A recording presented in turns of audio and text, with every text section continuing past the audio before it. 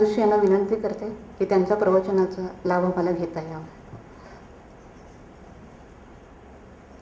आनंदं परमसुखदं केवलं ज्ञानमूर्तिं द्वन्द्वातीतं गगनसदृशं तत्त्वमस्यादिलक्ष्यम् एकं नित्यं विमलमचलं सर्वधी साक्षिभूतं भावातीतं त्रिगुणरहितं सद्गुरुं तं नमामि. आज व्यासपौर्णिमेच्या निमित्ताने आपल्या इथे येण्याची संधी मला मिळाली ते मी माझं अहोभाग्य आहे असं समजते. पूर्वी मी आपल्याकडे येऊन गेले तो प्रसंग वेगळा होता. माझ्या कल्पनेप्रमाणे दुसरा काही उत्सव असावा, ज्या उत्सवाला रामभाऊ शेवाळकर होते, विद्याधरजी गोखले होते आणि त्यावेळी मी येऊन गेलेली आहे आणि एका ह्या गुरुपौर्णिमेच्या कार्यक्रमाला रात्रीचा सोहळा पाहण्याकरता आलेली आहे. आज त्याच्यात सहभागी होण्याचं भाग्य मला लाभलं आहे. कारण असं आहे, काही पूर्वजांची पुण्याई आहे, त्याच्यामुळे इतक्या चांगल्या ठिकाणी आत्ता आदितीताईंनी सांगितलं त्याप्रमाणे की अत्यंत शुद्ध स्वरूपामध्ये वारसा जपणं, वैदिक परंपरा त्याच्या मूळ रूपामध्ये राखण्याचा प्रयत्न करणं, हे ह्या देशामध्ये आपण पाहिलं तर फार क्वचित आढळतं. फार कठीण आहे त्याच्या सगळे मोह बाजूला करून मूळ ज्ञान राखणं आणि त्याच्याकरता सातत्याने पाठपुरावा करणं हे इतकं सोपं काम नाही आहे. आणि त्यामुळे ज्या ठिकाणी असं कार्य चालतं त्या ठिकाणी ईश्वराचा निवास आहे. त्या म्हणाल्या त्याप्रमाणे की व्यास महर्षी इथे सूक्ष्म रूपाने आहेत, इथे प्रकट रूपाने आहेत, आज तर ते आहेतच आहेत. महर्षी विनोदांच्या एकूण चरित्राचा आवाका सामान्य मनुष्याला घेणं अवघड आहे. ह्या पुण्यामध्ये एक काळ असा होता की ज्या पुण्यातल्या प्रत्येक स्थानाचा लोकांना धाक वाटत असे. कारण कोणत्या ना कोणत्या तरी भागामध्ये इथे असा एक मोठा विद्वान असायचा की त्यांच्या विद्वत्तेची, त्यांच्या अधिकाराची महती एवढी मोठी होती की लोकांना आदर वगैरे सोडा, पण त्याचा एक धाक आणि भीती होती. दुर्दैवाने आज पुण्याची ती परंपरा पूर्वीसारखी राहिली नाही. ही सगळी मंडळी आता आपल्या स्मरणात आहेत. आणि मला नेहमी आठवण होते महर्षी विनोदांचं माझ्याकडे जे वाङ्मय आहे त्याच्या वाचनाबरोबर त्या दोन सत्पुरुषांची, एक म्हणजे अण्णासाहेब पटवर्धन आणि दुसरे म्हणजे योगी अरविंद, ज्यांनी आपल्या स्वतंत्र प्रज्ञेने ह्या तत्त्वज्ञानाच्या क्षेत्रामध्ये आपला काही ठसा उमटवण्याचा प्रयत्न केला. योगी अरविंद असेच होते की ज्यांना एक ध्यास होता, एक वेड होतं आणि तत्त्वज्ञानाची एक निश्चित भूमिका होती. लोकांच्या दृष्टीने कदाचित ते व्यवहार्य होतं नव्हतं असं लोकांच्या मनात जे येईल ते, परंतु त्यांनी त्याचा ध्यास घेऊन आपल्या जीवनभर आपली साधना पुढे नेऊन आपले विचार समाजाच्या समोर ठेवले. दुसरे अण्णासाहेब पटवर्धन, मोठे ज्ञानी, सर्व विषयांच्या मध्ये त्यांना गती होती आणि प्रत्येक विषय त्यांनी फार उत्तम प्रकाराने आत्मसात करून लोकांच्या पुढे मांडला होता. त्यांच्या त्या ज्ञान कर्तृत्वाबरोबर मी आपल्याला म्हटलं तसं योगी अरविंदांच्या बरोबर मला ज्यांचं स्मरण होतं ते महर्षी विनोदांचं. त्यांचं ज्ञान, त्यांची विद्वत्ता, त्यांची बुद्धिमत्ता, म्हणजे माझ्या मनात नेहमी त्यांचा मला सहवास फारसा मिळाला नाही. मी फक्त एकदाच इथे आलेली होते त्यांना भेटण्याकरता आणि ते सुद्धा आमच्या नांदेडचे एक नांदेडकर, शेषराव नांदेडकर म्हणून, त्यांना काही चौकशी करायची होती. त्याबरोबर ते म्हणाले चल, मी लहान होते, कॉलेजमध्ये होते, फर्स्ट इयर किंवा इंटर सायन्सला असेल, तेव्हा मला त्यांचं दर्शन घेण्याचा योग आला.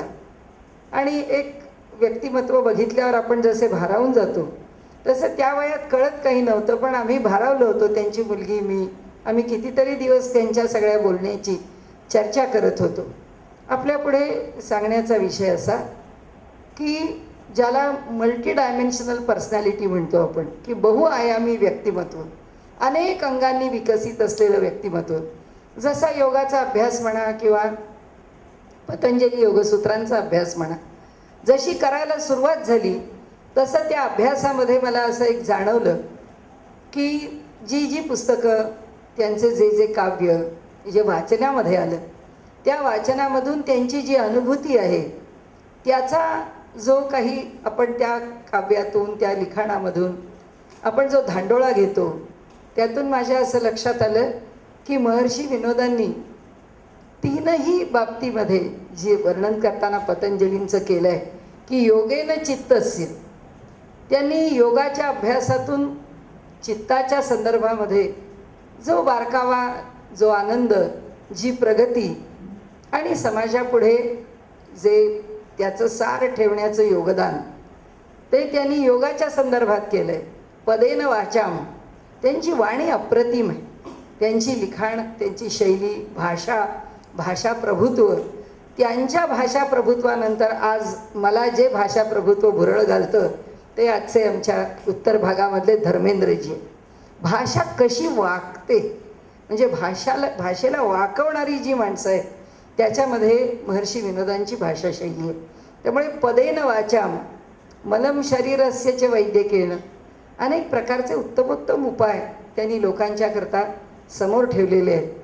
आणि त्यांचं जे व्यासांचं आकर्षण आहे की व्यास महर्षी, कारण ज्ञानाची लालसा आहे, ज्ञानप्राप्ती आयुष्यभर केलेली आहे आणि ज्ञानाचं जे मूलस्थान आहे त्याचा थेट वेध घेण्याची त्यांची म्हणजे विचारशैली म्हणा, प्रवृत्ती म्हणा, ती उत्कटता म्हणा, त्यांची तपश्चर्या म्हणा, ती सगळी मुळाचा वेध घेणारी आहे. आणि त्यामुळे त्यांनी ज्या अनेक विषयांवरती काम केलं त्यामध्ये त्यांचं सूत्र व्यास महर्षी राहतील ह्यात आश्चर्य नाही. कारण आपलं जे आराध्य दैवत असतं किंवा ज्यापासून आपण प्रेरणा घेत असतो, आजचा आपला नंतरचा जो कार्यक्रम आहे 12 वाजताचा, जे आवाहन आहे त्याच्या मागची धारणा तीच आहे की ज्या उत्कट भावना आमच्या अंतःकरणामध्ये असतात त्या उत्कट भावनांच्या करता श्रेष्ठ पुरुष साथ देतातच. कारण संबंध वातावरणामध्ये जे काही सकारात्मक असं तत्व, जे चैतन्यमय आहे, जे शक्तीच्या रूपाने प्रकट आहे आणि तरीसुद्धा ते आम्हाला पुष्कळ जवळ आहे किंवा आम्ही त्याला जवळ करू शकू अशी परिस्थिती आहे, ते तत्व आम्ही नक्कीच प्राप्त करू शकतो. आणि त्या तत्वाशी जे अनुसंधान महर्षी विनोदांनी साधलेलं होतं, त्यातून त्यांनी जे प्रयोग केले, त्यातून त्यांनी जे विचार मांडले, स्वतंत्र प्रज्ञेची माणसं आहेत. आपलं स्वतःचं एक स्वयंभू व्यक्तिमत्व आपल्या वाङ्मयातून, आपल्या आचारातून, आपल्या करायच्या प्रचाराच्या कार्यातून, तसंच आपलं जे कर्तृत्व आहे त्यातून या मंडळींनी प्रकट केलेलं आहे. आणि त्यामुळे मी आपल्याला म्हटलं तसं की आपलं यथा अभिमत ध्यानाद्वा असं आमच्या पतंजलींनी योगसूत्रात म्हटलेलं आहे की आपल्याला जे आवडणारं आहे ते शेवटी ध्यान किंवा तेच आपलं प्रतीक. तसं महर्षी विनोदांचं प्रतीकच व्यास आहेत. आणि महर्षी व्यासांच्या ठिकाणची जी प्रतिभा आहे त्या प्रतिभेचं वर्णन आपण काय करणार, कारण ह्या कलियुगातल्या लोकांच्या करता किंवा कलियुगातल्या धर्माकरता किंवा कलियुगातल्या आचाराकरता, कोणत्याही अंगाने म्हणा, धर्म आणि तत्त्वज्ञान ह्या दृष्टीने विचार केला तरी, ज्ञान आणि प्रवृत्तीपर ज्ञान याचा विचार केला तरी, म्हणजे ज्ञान आणि विज्ञान, तरीसुद्धा सगळं कार्य जे आहे ते डोंगरा एवढं व्यासांनीच करून ठेवलेलं. कारण द्वापार युगामध्ये आपण असं म्हणतो, या वैवस्वत मन्वंतरामध्ये द्वापार युग आत्तापर्यंत 28 वेळा आली आणि 28 वेळा पुन्हा व्यासांनी जन्म घेतला. आपली धारणाच अशी आपल्या पुराणांची आहे आणि आपल्या तत्त्वज्ञानाची आहे की हे जग जर अनादी आहे तर पुन्हा पुन्हा प्रलय होतात, पुन्हा पुन्हा जग निर्माण होतं, पुन्हा पुन्हा चतुर्युग येतात आणि हा सगळा कालक्रम चालतो. मग हे घडतं कसं? धाता यथा पूर्ववत, असं आपल्याकडे वर्णन केलेलं आहे की ब्रह्मदेव ही सगळी सृष्टी पूर्वकल्पामध्ये जशी घडली तशीच घडवतो आणि त्यामुळे पुन्हा पुन्हा द्वापार युग येतं. पुन्हा पुन्हा द्वापार युगामध्ये व्यास महर्षी जन्माला येतात. म्हणून आमचा पांडुरंग सुद्धा युगे 28 विटेवरी उभा आहे. तो सुद्धा वैवस्वत मन्वंतरातले 28 युग उभा आहे. तसे व्यासजी सुद्धा पुन्हा पुन्हा 28 वेळा जन्माला आलेले आहेत. पुन्हा पुन्हा हेच कार्य केलेलं आहे, आमच्याकरता केलं आहे. द्वापार युगानंतर कलियुग आहे. आदिती ताई म्हणाल्याप्रमाणे वाचिलेची वाचावे, विवरिलेची विवरावे. आणि त्यांनी सांगितल्याप्रमाणे व्यासजींचं स्मरण करताना जे मांडलं आहे तेच पुन्हा मांडावं, त्याच अर्थाने आपल्या पुढे मांडते की एक काळ द्वापार युगापर्यंतचा काळ, आजच्याही काळामध्ये अशी माणसं नाहीत किंवा नव्हती असं नाही, किंवा होणार नाहीत असंही नाही.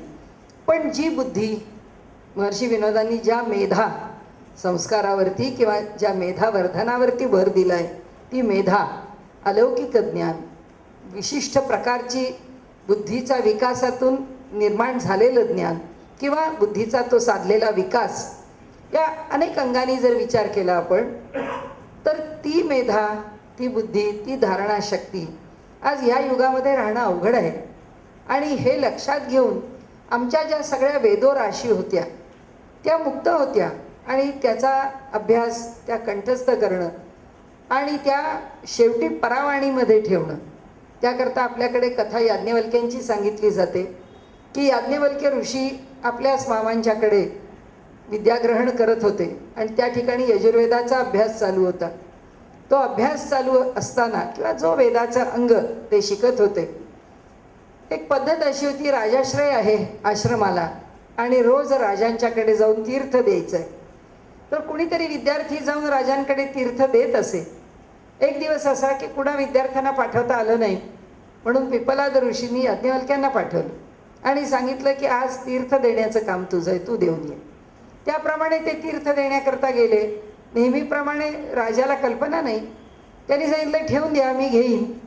त्यांनी सांगितलं तीर्थ ठेवून द्या आणि तुम्ही तुमच्या सवडीने घेणार, हे होणं शक्य नाही. म्हणाले घ्यायचं असेल तर आत्ता घ्या, नाही तर मी तीर्थ घेऊन चाललो. तो राजा म्हणाला असा कोण विद्यार्थी आहे की ज्याला माझं भय धाक वाटत नाही. आणि धडपडत बिचारा झोपलेला उठून आला आणि तो म्हणाला की त्याला आवडलं नाही अशा प्रकारे त्यांचा उपमर्द केलेला. त्यांनी सांगितलं की बाळ तू असं कशा करता म्हणालास की तीर्थ मी ठेवून जात नाही, रोज विद्यार्थी ठेवून जातो. ते म्हणाले तीर्थ ही ठेवण्याची गोष्ट नाही आहे, मी ती देण्याकरता आपल्याकडे आलेलं. मी ब्राह्मण आहे, आपण राजे आहात. मी अभिमंत्रित केलेलं हे तीर्थाचं जे जल आहे ते आपल्याला जेव्हा देणार आहे तेव्हा माझा आशीर्वाद आहे त्याच्यामागे, आपलं कल्याण आहे त्याच्यामध्ये, आपलं अभिष्ट चिंतितो मी, ते आपण माझ्या हातून घेतलं पाहिजे. हे असं तीर्थ ठेवा आणि मी घेतो, हे तीर्थाचं स्वरूप नव्हे, असं जेव्हा त्यांनी सांगितलं तेव्हा तो राजा म्हणाला तुला फार अहंकार दिसतो. तर म्हणाले काय तुझ्या तीर्थाचं सामर्थ्य आहे बाळ, सांग तरी. तो म्हणाला काहीही, सगळं चैतन्यमय करण्याचं सामर्थ्य आहे, सगळ्याला जीवन देण्याचं सामर्थ्य आहे, सगळ्याला उजळून टाकण्याचं सामर्थ्य. बरं म्हणाले आता हा माझा एवढा वाडा आहे, या राजवाड्यामध्ये हे सगळे जे खांब आहेत हे लाकडाचे आहेत. तर म्हणाले ह्या खांबाला चैतन्य येईल तुझ्या या तीर्थाने? येईल म्हणाले, का नाही येणार? आणि त्यांनी सांगितलं मग तीर्थ आज मला देऊच नकोस, आज ह्या आपल्या खांबावरतीच टाक. आणि त्यांनी ते तीर्थ त्या खांबावरती टाकलं. ठीक आहे म्हणाले आपली इच्छा. आणि त्या आता सीझन लाकूड आजच्या भाषेत बोलायचं तर वटलेला ते लाकूड आहे, पूर्णपणाने सुकलेलं, पूर्ण शुष्क असलेलं. त्या लाकडाला पानं फुलं फुटली. आणि जेव्हा त्यांनी पाहिलं की ही शाखा पल्लवी या ठिकाणी दिसते आहे तेव्हा तो राजा हादरला. आता म्हणाला की तू थोडा वेळ थांब, मला तीर्थ देऊन जा. त्यांनी सांगितलं आता मी आपल्याला तीर्थ देणार नाही, मी आता चाललो, माझं तीर्थ द्यायचं काम झालेलं आहे. आणि तो निघून गेला. तो निघून गेल्यानंतर